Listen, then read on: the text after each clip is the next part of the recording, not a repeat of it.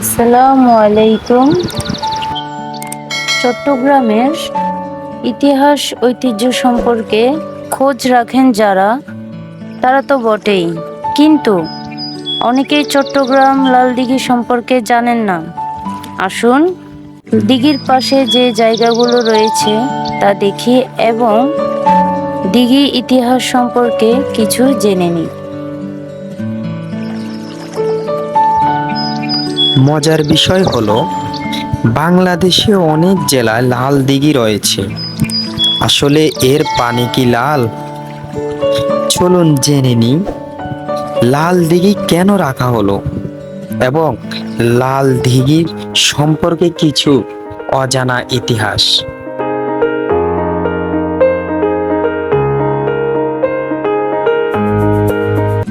সে ইতিহাস সম্পর্কে জানতে হলে আমাদের একটু পেছনের গল্পে যেতে হবে।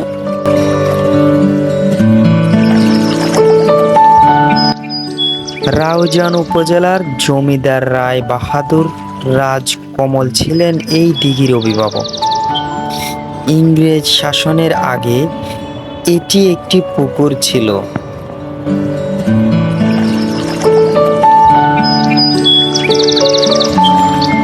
তবে সহজ করে যদি বলি, পুকুরটি লাল ঘরের মাঝখানে হওয়ায় এটির নাম লাল দিঘি রাখা হয়। আর লালঘর মানেই হচ্ছে জেলখানা।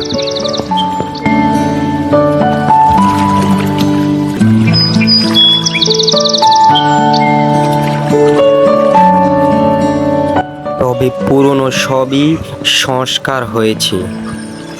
এখন লাল দিঘি একটি দৃষ্টিনন্দন বিনোদন কেন্দ্রে পরিণত হয়েছে, কারণ দিঘির পাশে গড়ে উঠেছে দৃষ্টি কাড়ার মতো একটি পার্ক। লোহা, ইট, সিমেন্ট স্থাপনায় ও ইমারতে ঠাসা এই নগরীতে সবুজ বনে এবং টলমলে জলের এক টুকরো ভূস্বর্গ।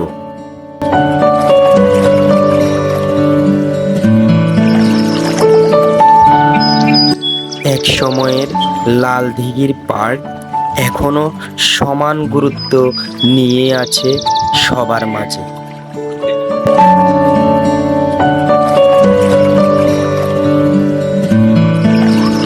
তবে আরো একটি মজার বিষয় হলো যে এই পার্ক দেখতে হলে আপনাকে কোনো টাকা গুনতে হবে না বা কোনো টিকিট লাগবে না। এটি সবার জন্য উন্মুক্ত।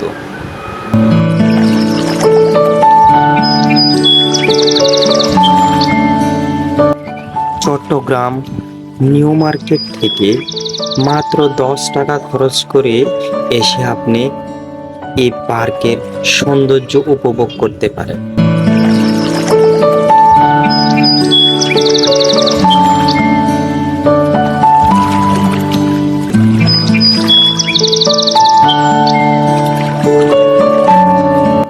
আবারও হাজির হব আপনাদের মাঝে নতুন কোনো ভিডিও নিয়ে। সেই পর্যন্ত ভালো থাকুন, সুস্থ থাকুন। আল্লাহ হাফেজ।